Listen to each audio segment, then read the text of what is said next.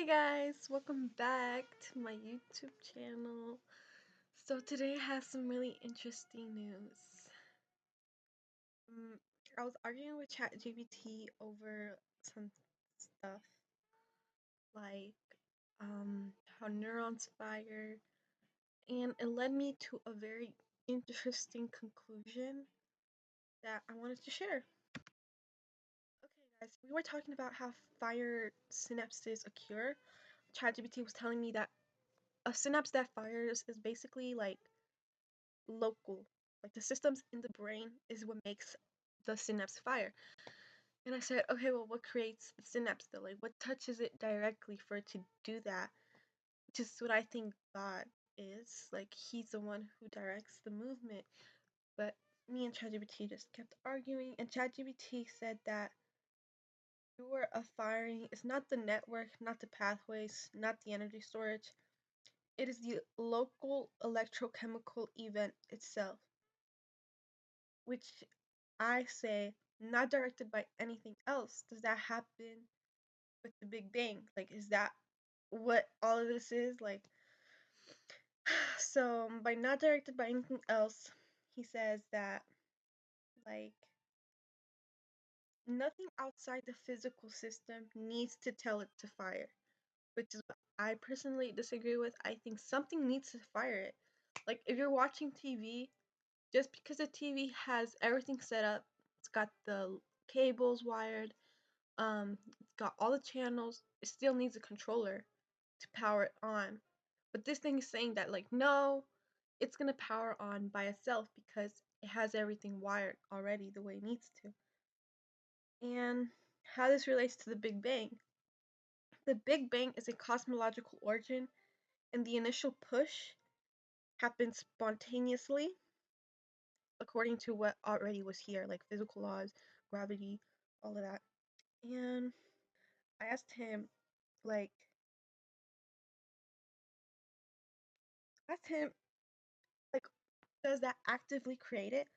Like in physics, like, does the metabolism actively create it? And then it says, yes, it's actively created with the sodium potassium pump. And I asked him what built it, and it says metabolism. So it keeps saying the same things. Then I said, what created consciousness? Because consciousness is a different thing, right? So this is where it gets interesting. Okay, guys, so this is where my proof lies on that science is only like legit to a certain degree because science does not know everything, cannot explain everything. So I said consciousness is like it's something that they can't understand. So it says consciousness is not reducible to biology. Subjective experience is the basic feature of reality. And it says that that claim by itself is neutral about God. And then I said, well, I told him like, hold on. Okay, guys, so I said that how consciousness rules the brain, and it tells me that it acts as an attention, alertness, and awareness control, and that the decision making and flexibility is that consciousness acts as a flexible response mechanism, allowing for non automatic actions, planning, and high level goal directed behavior. So, essentially, consciousness is the process by which the brain acts on itself to select what information becomes real, allowing it to move beyond simple automated reflex. Guys, here's where it explains that consciousness is a byproduct of reality, not biology. Not That's why scientists cannot explain it because it's incomprehensible to what they can study. So, the hard problem of consciousness is that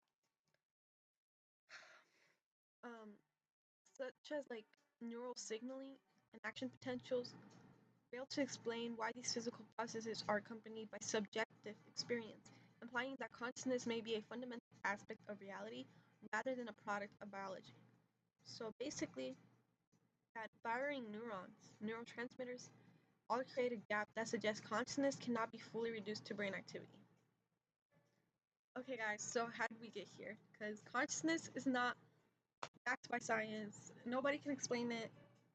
They can only explain what happened after something was brought into awareness, which, guys, like, this is the time. we're God.